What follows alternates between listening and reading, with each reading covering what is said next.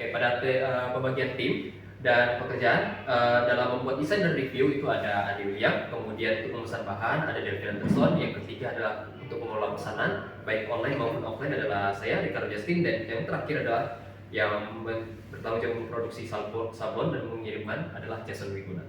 Oke, lanjut next. Masalah yang sering dialami mahasiswa tuh kadang-kadang tuh cari desain sabun custom tuh desainnya tidak sesuai, kadang-kadang kurang rapi, hasilnya tidak profesional, lalu kerjaannya lama, masih tidak jelas, kadang harganya tidak transparan juga alias tidak dikasih di awal. Oke, next. Nah, apa solusinya? Solusi yang kita berikan adalah dengan memberikan jasa desain grafis dan sabun custom yang sesuai dengan customer. Apa yang dimau customer itu kita layani. Lalu kita melayani juga pemesanan yang mudah melalui via WhatsApp, dan kita bisa revisi desain dengan sesuai request. Misalnya tidak jadi di awal, maka kita bisa revisi. Kemudian pengerjaan kami kita usahakan untuk cepat dan efisien. Dan yang terakhir adalah kita bisa banding desain maupun sablon yang lain dari tote bag ataupun baju. Sekian dari saya, terima kasih. Oke, teman-teman, kita lanjut ke value proposition. Di sini kita pastinya akan mengutamakan nilai utama yang kita tawarkan itu adalah hasil sablon rapi, awet, dan juga pastinya berkualitas. Nah, selanjutnya desainnya itu pasti akan kita komitmen untuk menjaga estetika dan juga kekinian untuk setiap desain. Maka akan mendapatkan kepuasan pelanggan dengan desain-desain yang tidak kalah keren. Oke, selanjutnya competitive advantage. Nah, pasti kita akan mengutamakan untuk kepuasan pelanggan dengan cara berkomitmen untuk fast response kepada pelanggan-pelanggan. Update proses untuk ke pelanggan juga menjadi satu bagian utama yang kita tidak akan lupakan. Harga, karena di sini kita ada beberapa target pasar itu adalah mahasiswa, dan di mana harga itu agak sensitif. Bisa pre-order dan custom penuh. Karena ada beberapa komunitas mungkin dia membutuhkan kostum yang agak ribet, dan kita sangat ramah untuk melayani mereka. Fokus pada selanjutnya ada apa? Business model canvas. Nah, di sini pastinya udah jelas ya, target kita itu mahasiswa, bisa juga untuk komunitas, bahkan organisasi kampus. Karena yang kita jual di sini adalah desain juga, menjadi salah satu business model canvas kita. Selanjutnya channel untuk media sosial itu adalah Instagram, website, booth kampus, kolaboratif untuk komunitas. Nah, customer relationship kita itu pastinya tergantung pada beberapa hal tersebut, yaitu contoh testimoni seperti yang baju saya pakaikan ini adalah baju hasil Force Studios. Update proses, transaksi berlangsung. Selanjutnya cost structure. Nah, internet, promosi, software, desain, dan kerjasama menjadi modal utama kita untuk menjalankan bisnis tersebut. Revenue stream, jasa desain digital, sablon, dan paket desain, 4 gratis. Oke, seperti yang kalian lihat, ini adalah prototipe kami dari tote bag, baju Fearless ini, sama baju Andi ini. Bisa dilihat.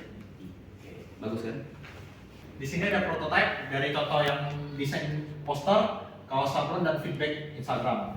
Make up atau desain kaos atau media promosi digital. Yang ini bisa kami membuat prototipe yang berupa contoh ini. Kami juga menyiapkan jasa, yaitu desain kaos dan media sosial untuk berfungsi sebagai gambaran awal bahwa produk ini sebelumnya masuk ke tahap produksi dan pengujian.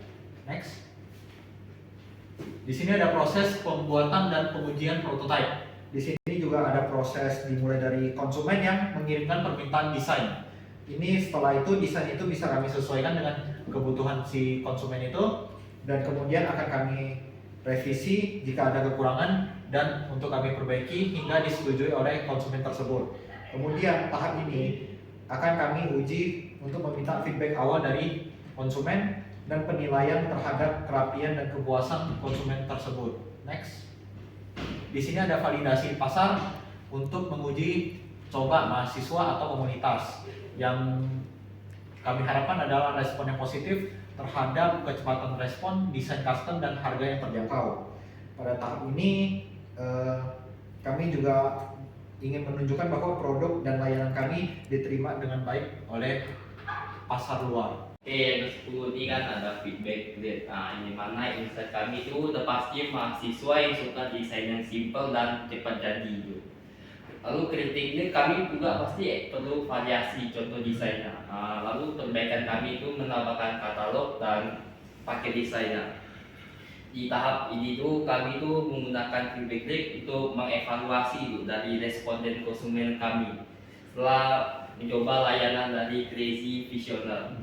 Pertama dari sisi insight itu sebagai besar mahasiswa merasa terbantu karena proses pemesanan desain sangat mudah dan cepat. Mereka juga menyukai konsep desain kostum karena bisa menyesuaikan kebutuhan organisasi maupun komunitas itu. Lalu yang kedua kan kritik. Dari beberapa konsumen menyampaikan bahwa contoh desain kami ini ditampilkan masih terbatas. Jadi sehingga mereka itu ingin lihat lebih banyak referensi sebelum melakukan pemesanan. Ada style desain yang bisa diperbanyak dan perbaikan kami menindaklanjutinya gitu. Oke, channel digital yang nomor 11 ini platform yang digunakan kami itu ada 4 tuh, kayak Instagram yang melakukan promosi dan portofolio, lalu ada WhatsApp untuk melakukan pemesanan, nanti ada nomornya, lalu website kami ini opsional dan kolaborasi komunitas dan kampus. Di sini ada Instagram kami yang namanya Core Studio, yang postingan 0, pengikut 0, sama mengikuti 1. Ini kontak personnya nih tadi WA ada, bisa dihubungi Delvin. Oke, sudah selesai. Siang, Sore, malam. kepada Bapak dan teman-teman semua, terima kasih telah menyediakan kesempatan bagi kami untuk mempresentasikan hasil tugas akhir kami, yakni untuk memenuhi mata kuliah tugas kewirausahaan. Yang dimana pada kesempatan ini kami akan menjelaskan proyek kami sudah sampai mana sih pada hasilnya bagaimana, dan apa yang telah kami kembangkan dan bentuk pemaparan materi pada pelajari. Semoga apa yang kami presentasikan ini bisa bermanfaat dan memberikan gambaran jelas. Terima kasih.